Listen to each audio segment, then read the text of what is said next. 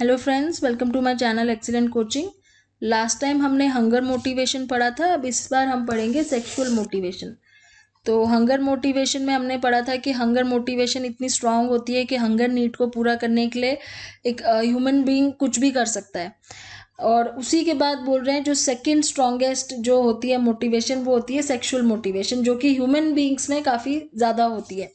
तो हॉर्मोन्स इसके लिए रिस्पॉन्सिबल होते हैं। जो अलग अलग हॉर्मोन्स होते हैं, फीमेल्स में अलग होते हैं, मेल्स में अलग होते हैं। और ये हॉर्मोन्स प्यूबर्टी के टाइम पे रिलीज होते हैं। प्यूबर्टी कौन सी स्टेज होती है? जब हम एडोलेसेंट में एंटर करते हैं। तो अप्रॉक्सीमेटली 11 से 13 साल के बीच में प्यूबर्टी का जो स्टार्ट होता है। और उस टाइम पे हमारे जो सेक्स ग्लैंड्स हैं, जिनको हम गोनैड्स बोलते हैं, जो फीमेल के केस में ओवरी होता है और मेल के केस में होता है टेस्टिस। तो ये वाले जो ग्लैंड्स हैं ये एक्टिवेट हो जाते हैं। और ये जो ग्लैंड्स हैं ये हॉर्मोन्स रिलीज करते हैं, हॉर्मोन्स जो एक्टिवेशन इफेक्ट करते हैं। एक्टिवेशन किस चीज़ का? हमारे सेक्सुअल बिहेवियर को एक्टिवेट करते हैं। दो टाइप के अलग अलग हार्मोन होते हैं। फीमेल में होते हैं एस्ट्रोजन और प्रोजेस्टेरॉन। एस्ट्रोजन मेन हार्मोन है जो सेक्सुअल एक्टिविटी के लिए होता है फीमेल में। और अगर हम मेल की बात करें तो मेल के केस में टेस्टोस्टेरॉन हार्मोन होता है जो सेक्सुअल एक्टिविटी के लिए रिस्पॉन्सिबल होता है। और जिस टाइम पे ये हार्मोन पीक लेवल पे होते हैं, जब इनका रिलीज ज़्यादा होता है बॉडी में, तो उस टाइम पे सेक्सुअल डिज़ायर का भी जो है वो भी इंक्रीज हो जाता है। जब भी हार्मोन बॉडी में रिलीज ज़्यादा होते हैं ये वाले, तो उस टाइम पे पर्टिकुलरली सेक्सुअल डिज़ायर ज़्यादा इंक्रीज हो जाते हैं। और दूसरी बात यहाँ पे ये बता रहे हैं कि जब भी हम किसी को देख के अट्रैक्ट होते हैं, जब भी ह्यूमन बींग्स किसी को देख के सेक्सुअली अट्रैक्ट होते हैं, तो उनके ब्रेन में कुछ केमिकल सब्सटेंसेस रिलीज होते हैं जिनको जो एम्फिटामाइन से रिलेटेड है। जैसे एम्फिटामाइन क्या होते हैं? ये स्टिमुलेंट्स होते हैं जो हमें स्टिमुलेट करते हैं। और इसी तरह का एक कंपाउंड है जिसको बोलते हैं फिनाइल इथाइल अमीन, PEA, फिनाइल इथाइल अमीन। ये वो कंपाउंड है जब हम किसी को देख के उसकी तरफ सेक्सुअली अट्रैक्ट होते हैं तो ये हमारे जो बॉडी में ये जो पर्टिकुलर केमिकल कंपाउंड है ये रिलीज होता है और उससे हमें वो लव वाली जो फीलिंग आती है। तो यही वो केमिकल कंपाउंड है जो रिस्पॉन्सिबल है लव वाली फीलिंग के लिए जब आप अट्रैक्ट होते हो किसी से। और इसमें फिर आगे ह्यूमन सेक्सुअल बिहेवियर के बारे में कुछ फैक्ट्स बताए हुए हैं। जैसे यहाँ पे कुछ सैम्पल्स को बोला था कि सैम्पल्स मीन्स कुछ लोगों को बोला था कि अपने सेक्सुअल बिहेवियर के बारे में या एक्सपीरियंस के बारे में वो खुद सेल्फ रिपोर्ट करें, खुद बताएं। तो ऐसे सर्वे किए गए थे बहुत सारे और सेक्सुअल बिहेवियर के ऊपर स्टडी करी गई थी। तो उसमें क्या इन्फॉर्मेशन इनको मिली थी? तो उसमें ये इनको पता चला था कि हम सिर्फ हार्मोन के बेस पे ये नहीं बोल सकते हैं कि सिर्फ हार्मोन की वजह से ह्यूमन सेक्सुअल डिज़ायर इंक्रीज या डिक्रीज होता है। इसमें भी इंडिविजुअल डिफरेंसेस बहुत होते हैं। इंडिविजुअल डिफरेंसेस मतलब आप हर किसी को सेम कैटेगरी में लेके नहीं चल सकते हो। आप हर किसी के लिए सेम नहीं बोल सकते हैं कि हार्मोन्स किसी में ज़्यादा होंगे तो उसके सेक्सुअल डिज़ायर भी ज़्यादा होंगे। हाँ, एनिमल्स के केसेस में हार्मोन के ऊपर डिपेंडेंट होता है, लेकिन ह्यूमन बीइंग के केसेस में इनको काफ़ी इंडिविजुअल डिफरेंसेस नज़र आए थे जब ये इन्होंने सर्वे किया था इस चीज़ के ऊपर। उसके बाद इन्होंने एक लैब एक्सपेरिमेंट भी किया था सेक्सुअल बिहेवियर के ऊपर। और ये जो था सेक्सुअल बिहेवियर का जो एक्सपेरिमेंट था वो मास्टर्स एंड जॉनसन ने किया था। और इन्होंने काफ़ी सारे लोगों को वॉलेंटियर जिन लोगों ने खुद किया था इस एक्सपेरिमेंट में पार्ट लेने के लिए, उनको बुला के ऑब्जर्व किया था सेक्सुअल बिहेवियर उनका और रिकॉर्ड किया था ये देखने के लिए कि जब सेक्सुअल एक्टिविटी होती है तो उस टाइम पे फिजियोलॉजिकली क्या क्या चेंजेस आते हैं बॉडी में। तो इन्होंने देखा कि काफ़ी सारे अलग अलग स्टेजेस होते हैं अराउजल के। और result indicated that both male and female move through इन्होंने बोला 4 डिस्टिंक्ट फेजेस होते हैं। जैसे पहला फेज होता है एक्साइटमेंट फेज, जिसमें फिजियोलॉजिकल चेंजेस होते हैं, जैसे सेक्सुअल एक्साइटमेंट बढ़ जाती है। तो देन उसमें क्या चेंजेस होते हैं? तो penis and clitoris become enlarge and vaginal lubrication increases. तो ये इनको फिजियोलॉजिकल चेंजेस मिले थे फर्स्ट स्टेज में। सेकेंड स्टेज होती है प्लेटू स्टेज। प्लेटू स्टेज में क्या होता है? Penis increases still further and the outer third of the vagina becomes engorge with blood reducing diameter. ये सेकेंड स्टेज है। थर्ड स्टेज है ऑर्गेस्मिक फेज, जिसमें it consist of several contraction of muscle surrounding genitals along with intense sensation of pleasure. And last stage is known as fourth one, resolution phase. Orgasm is followed by a reduction in sexual and physical arousal. तो ये 4 stages इन्होंने study करी थी lab में, और ये देखा था कि ये 4 स्टेजेस हैं. एक्साइटमेंट फेज हो गया, प्लेटो फेज हो गया, ऑर्गेजमिक फेज हो गया और रेजोल्यूशन फेज हो गया. इन 4 फेजेस से ये 4 फेजेस नज़र आती हैं सेक्सुअल एक्टिविटी के टाइम पे मेल और फीमेल्स में. फिर उसके बाद इन्होंने बोला कि कल्चर वाइज क्या फ़र्क है सेक्सुअल एक्टिविटी में. जैसे कल्चर से भी बहुत फ़र्क पड़ता है ना. हमारा culture, Indian culture is very different from western culture in terms of sexual behaviour. फ़र्क क्यों है? क्योंकि एक तो the age at which sexual behaviour should become, age wise भी बहुत ज़्यादा डिफरेंस है. फ्रिक्वेंसी मतलब how many times you are involving in sexual activity, frequency में भी फ़र्क आ जाता है. Physical characteristics are considered attractive और सेक्सी. मीन्स आप किसी किसी कल्चर में सिर्फ फिजिकल करेक्टरिस्टिक्स को ही अट्रैक्टिव माना जाता है. कहीं कहीं पे लोगों के और भी एट्रीब्यूट्स देखे जाते हैं कि वो इंटेलिजेंट है, या उसकी पर्सनालिटी कैसी है, या उसकी इमोशनल बिहेवियर कैसा है, सोशल कैसा है. Particular positions are practices that are acceptable. The proper timing and setting for sexual relation.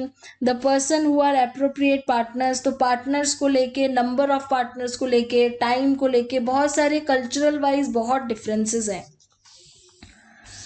Evolutionary perspective क्या बोलता है? एवोल्यूशन मतलब पुराने टाइम से इस चीज़ को लेके क्या चीज़ चलती आ रही है और क्या है जो अभी तक हम फॉलो करते आ रहे हैं. इसमें एक यहाँ पे इन्होंने कोटेशन लिखी हुई है, जैसे I don't think I was constructed to be monogamous. I don't think it's a nature of any man to be monogamous. तो अगर मैन की बात करें तो ये कह रहे हैं कि ऐसा, ये जिसकी भी ये कोटेशन है वो यहाँ पे नाम लिखा हुआ है मार्लन ब्रांडो, ये बोल रहे हैं कि मुझे नहीं लगता है कि जो मैन है, जो मेल्स हैं वो मोनोगमस के बने हैं, मतलब कि सिर्फ एक ही सेक्सुअल पार्टनर रखने के लिए बने हैं. ये यहाँ पे कह रहे हैं ऐसा, क्योंकि मतलब इनको ऐसा लगता है कि एवोल्यूशन ने या नेचर ने हमें सिर्फ एक ही सेक्सुअल पार्टनर रखने के लिए नहीं बनाया था. और दूसरा ये कह रहे हैं वुमेन के लिए to sleep around is absolutely wrong for a women. लेकिन वुमेन के लिए अलग अलग सेक्सुअल पार्टनर रखना बहुत ही गलत है. दैट मीन्स यहाँ पे ये कह रहे हैं कि सजेस्ट कर रहे हैं कि जो वुमेन है और मेन है उनके जो पैटर्न्स ऑफ सेक्सुअल बिहेवियर है वो बहुत ही कॉन्ट्रास्टिंग है, मतलब अलग अलग हैं. जैसे मेल्स के केस में ये बोल रहे हैं most man according to Brando and many other observers seek variety. Male के केस में ये बोल रहे हैं कि मेल होते हैं जो अपने सेक्सुअल पार्टनर में वो वेराइटी ढूंढते हैं. लेकिन फीमेल्स के केस में ऐसा नहीं होता है. फीमेल्स बहुत सिलेक्टिव होती हैं एंड वो दे प्रेफर करती हैं, वो लोग प्रेफर करती हैं कि सेक्सुअल पार्टनर उनका जो हो वो जिसमें कोई क्वालिटी हो. सो इस तरीके से कॉन्ट्रास्टिंग बिहेवियर है जो एवोल्यूशनरी पर्सपेक्टिव है, मतलब शुरू से जो देख रहे हैं. Now, for instance, when asked how long they would have to know someone before consenting to sexual relation with them, men on average name them shorter periods of time. तो ऐसे ही जैसे क्वेश्चन पूछा उन्होंने मेल से और female से कि आप किसी के साथ सेक्सुअल एक्टिविटी में इन्वॉल्व होने से पहले कितनी देर तक उसको जानना चाहते हो. तो उस केस में मेल्स का आंसर जो था वो बहुत ही कम टाइम का था एज़ कम्पेयर टू फीमेल्स का. फीमेल्स के केस में उनके आंसर ये थे कि हम उसको काफ़ी देर तक पहले जानना चाहेंगे, उसके बाद हम किसी सेक्सुअल बिहेवियर में उसके साथ इन्वॉल्व होना चाहेंगे. Evolutionary psychology offers the following answer. By having sex with many different women, men can father a large number of children. अब एवोल्यूशन ये भी बोलती है कि जैसे सेक्सुअल बिहेवियर पुराने टाइम पे इसका मेन पर्पस होता था कि अपने जनरेशन्स को आगे बढ़ाना है. तो उसके केस में मेल्स के पास ये ऑप्शन होता था कि अगर वो जितने ज़्यादा सेक्सुअल पार्टनर वुमेन के साथ इन्वॉल्व होगा उतने ज़्यादा उसकी जो जनरेशन है वो आगे बढ़ने के चांसेस होंगे. फीमेल के केस में ऐसा नहीं था, क्योंकि फीमेल्स की जो प्रेगनेंसी पीरियड होता है वो इतना लंबा और इतना ज़्यादा वो इन्वेस्टिंग होता है कि वो इतने ज़्यादा मल्टीपल लोगों के साथ इन्वॉल्व हो नहीं सकती, मतलब बायोलॉजिकली पॉसिबल नहीं है. तो इसीलिए इसी रीज़न की वजह से फीमेल जो है वो अलग अलग वेराइटी या अलग अलग पार्टनर्स के साथ इन्वॉल्व होना एवोल्यूशनरी पर्सपेक्टिव में तो शुरू से ही वो चीज़ उनके अंदर नहीं है. Evolutionary psychology suggests that because of these facts, natural selection has tended to produce stronger preference for sexual variety among males. तो इसीलिए मेल्स में एक शुरू से ही ये चीज़ है कि उनको सेक्शुअल वेराइटी, बिकॉज ये एवोल्यूशनरी पर्सपेक्टिव है कि उनको पहले भी ये था कि हमारी जनरेशन हमने आगे बढ़ानी है, तो इसलिए वो प्रेफर करते थे ऐसा, और वो चीज़ अभी तक एक तरीके से जेनेटिकली पास ऑन होते होते आ रही है. Now coming to women who prefers sexual variety do not necessarily produce more children. So a preference for sexual variety is not as strongly favored by natural selection. अब अगर ये कह रहे हैं कि अगर उस केस में बात की जाए जहाँ पे वुमेन जो है वो ज़रूरी नहीं है कि they are interested in producing children, तो उस केस में तो वो फेवर कर सकते हैं ना. बाय ज़रूरी नहीं है कि हर वुमेन जो है उसका एम सिर्फ यही हो कि अगर वो सेक्सुअल एक्टिविटी में इन्वॉल्व हो रही है तो वो भी आगे जनरेशन को बढ़ाने के लिए हो रही है. तो इसलिए अगर नहीं कोई होती है तो उसके केस में प्रेफरेंसेस हो सकती हैं अलग अलग. Though men that could never have evolved a strong desire for sexual variety if no woman ever showed interest in such behavior. After all, making love, अब यहाँ पे इन्होंने एक बहुत अच्छी बात बोली है कि अगर वुमेन की तरफ से कोई इंटरेस्ट नहीं आता है तो मेन जो है वो इस तरह का डिज़ायर अपना नहीं आगे बढ़ा सकते, क्योंकि यहाँ पे दोनों की तरफ से इंटरेस्ट होना बहुत ज़रूरी है. Throughout the evolution of our species, therefore some women at least must have interested. तो इसीलिए हो सकता है कि कुछ ऐसी वुमेन भी रही होंगी पुराने टाइम पे जो वेराइटी, मतलब they also wanted to indulge in having different sexual partners. तो इसीलिए मेल्स का भी ये जो डिज़ायर है वो पूरा हुआ क्योंकि कुछ वुमेन भी ऐसी होंगी. So evolutionary psychology suggests explanation as these. By having multiple partners, women could gain more valuable resources from them. तो ये कुछ रीज़न दे रहे हैं कि वो ऐसा क्यों करती होंगी उस टाइम पे जो वुमेन है. तो इनके अकॉर्डिंग हो सकता है कि मल्टीपल पार्टनर्स होने से उन्हें कुछ रिसोर्सेज उनसे मिल जाते होंगे, जैसे खाना या गिफ्ट टाइप की चीज़ें ज़्यादा मिलती होंगी ज़्यादा पार्टनर्स होने से. Having many lovers, a woman could prefer her love making skills, so perhaps replace her current mate with a plus वो अपनी खुद चॉइस करके अपने पार्टनर्स को चेंज कर सकती हैं. तो ये अपने आप से कुछ हाइपोथेसिस दे रहे हैं, मतलब ये ऐसा नहीं है कि ये प्रूवन है, बट दे आर हाइपोथाइजिंग के इस तरह के रीज़न हो सकते हैं. ओके, नाउ बायोलॉजिकल एविडेंस क्या है यहाँ पे. Most are what can be described as egg getters. They race towards eggs to fertilize it, but other sperms have a different shape and can be described as blockers. Their function seems to be that of blocking the sperm of other men. There would be no need of such sperm if all females were monogamous.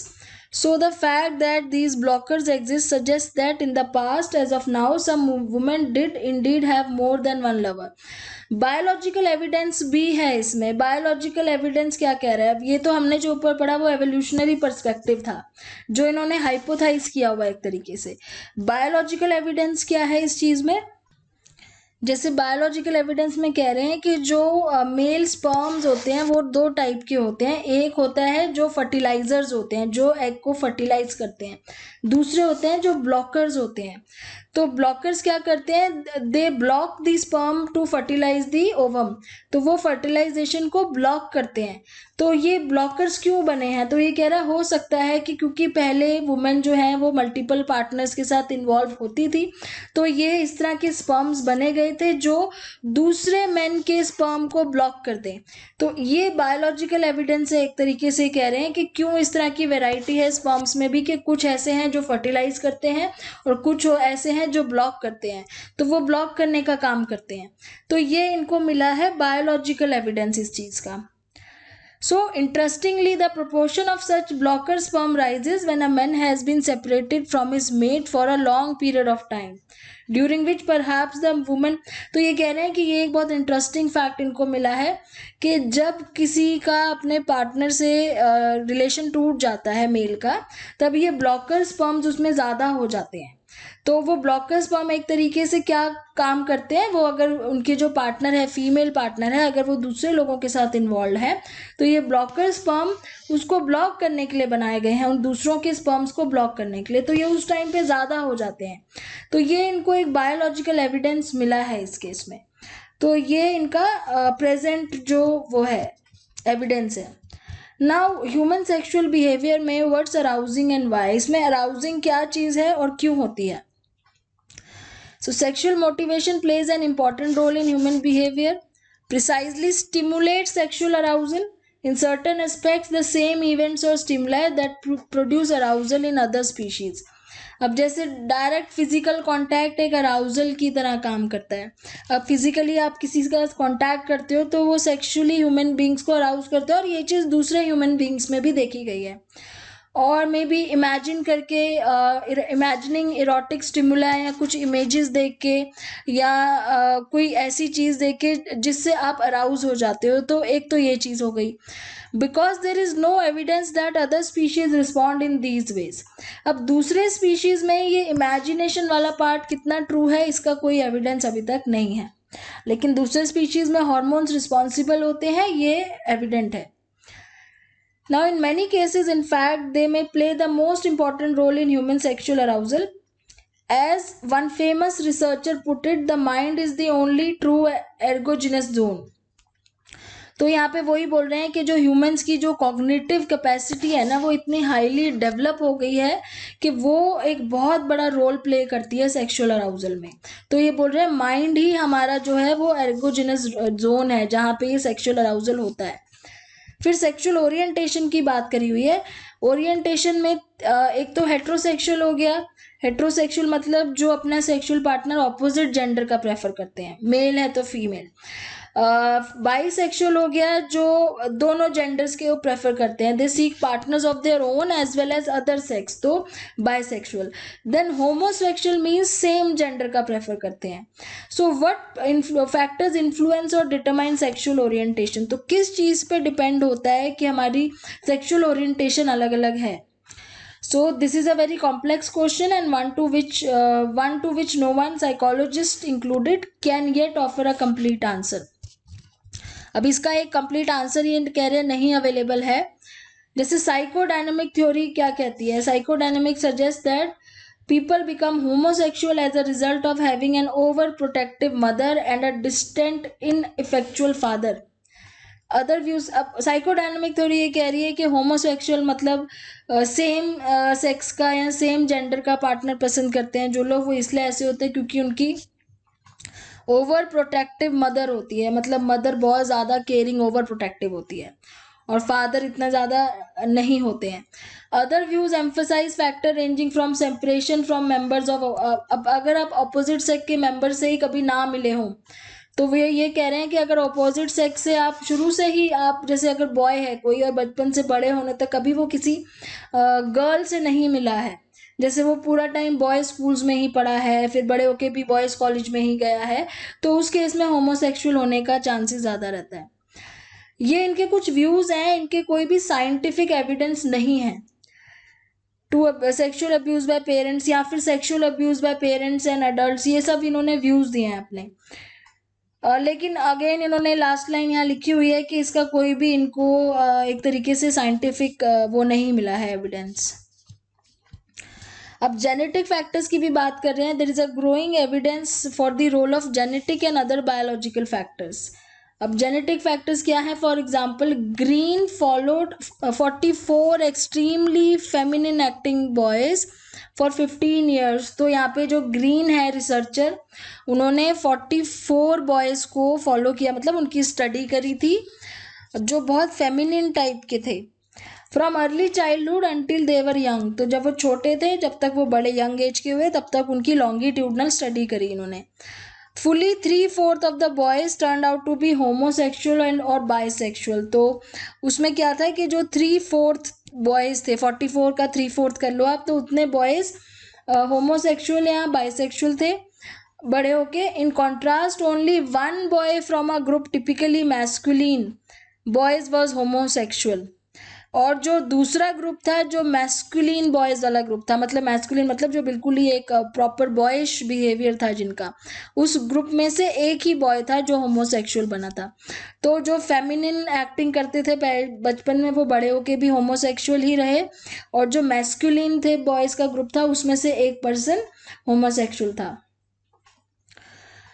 Efforts by parents and professional to alter the behaviour of the feminine mid. अच्छा, अब यहाँ पे कह रहे हैं कि उस time पे कोशिश की जाती थी कि काउंसलिंग करके साइकोलॉजिस्ट से, साइकेट्रिस्ट से काउंसलिंग करा के उसका बिहेवियर चेंज किया जा सके, तो वो सब से कोई फर्क नहीं पड़ा क्योंकि वो बायोलॉजिकली बने ही ऐसे थे। Other finding indicate that there may be subtle difference between brains. अब ब्रेन्स का भी बता रहे हैं फर्क हो सकता है हेट्रोसेक्सुअल और होमोसेक्सुअल का। जैसे यहाँ पे बोल रहे हैं कि जो एंटीरियर कमिश्यर है, a bundle of nerve fibre that allows communication between two hemisphere. तो ये नर्व्स हैं जो हमारे ब्रेन के लेफ्ट और राइट हेमिस्फीयर के बीच में कम्युनिकेशन को कंटिन्यू करते हैं। In large is larger in homosexual. तो कह रहे हैं ये चीज़ होमोसेक्सुअल के केस में ये लार्ज होता है इसका साइज, ये जो नर्व फाइबर्स हैं इसका। तो ये ब्रेन में कुछ डिफरेंस होता है। Similarly hypothalamus is smaller in homosexual, और हाइपोथैलेमस कम बड़ा ये छोटा होता है हाइपोथैलेमस। तो ये हो गया difference in brain. Twin studies इन्होंने क्या करी है, to point out the role of genetic and biological factor. If one identical twin is homosexual there is a greater than 50% chance that other twin too will be homosexual. तो यहाँ ये कह रहे हैं कि अगर दोनों ट्विन्स में से एक होमोसेक्सुअल है तो 50% से ज़्यादा चांस है कि दूसरा ट्विन भी होमोसेक्सुअल ही होगा। और फ्रेटर्नल ट्विन्स है तो उस केस में 22% इतना चांस है, तो वो इतना ज़्यादा नहीं है। तो ये इनको डिफरेंसेस मिले हैं दोनों के ओरिएंटेशन बिहेवियर में। अब उसके आगे जेनेटिकल, ये तो हमने पढ़ लिया genetical. Bem suggest that they contribute to differences in temperament which in turn cause individual. Okay, तो जो बैम है ये कह रहे हैं कि ये जो ब्रेन में जो डिफरेंस है और जो जेनेटिक और बायोलॉजिकल फैक्टर्स हैं जो दोनों में अलग अलग होते हैं हिट्रोसेक्सुअल और होमो में, वो इसलिए क्योंकि वो टेम्परामेंट में फ़र्क आ जाता है ब्रेन में डिफरेंसेस की वजह से, बायोलॉजिकल डिफरेंसेस की वजह से टेम्परामेंट में फ़र्क आ जाता है। तो टेम्परामेंट चेंज होने की वजह से वो अपने फ्रेंड या सेक्सुअल पार्टनर की प्रेफरेंस में भी चेंज आ जाता है। तो जिनका टेम्परामेंट अलग होगा वो उनकी प्रेफरेंस भी अलग होगी, तो वो इसीलिए अपने लिए अलग अलग तरीके के पार्टनर्स प्रेफर करते हैं क्योंकि उनके टेम्परामेंट में फ़र्क होता है। तो यहाँ पे ये टेम्परामेंट को इसका रीज़न बता रहे हैं। These preferences lead to children to experience attraction to whichever gender differs from themselves in terms of such behavior. So boys who show behavior defined by their society as feminine find males attractive.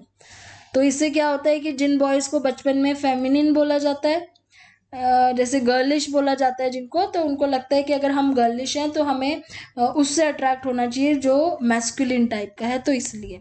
तो ये थोड़ा सा ये सारे views दे रखे हैं पर इसके पीछे कोई एविडेंस ऐसा नहीं मिला अभी तक। अब नेक्स्ट वीडियो में हम एग्रेशन मोटिवेशन के बारे में बात करेंगे। Thanks for watching.